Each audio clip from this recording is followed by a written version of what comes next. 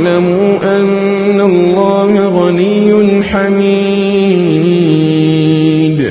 الشيطان يعدكم الفقر ويأمركم بالفحشاء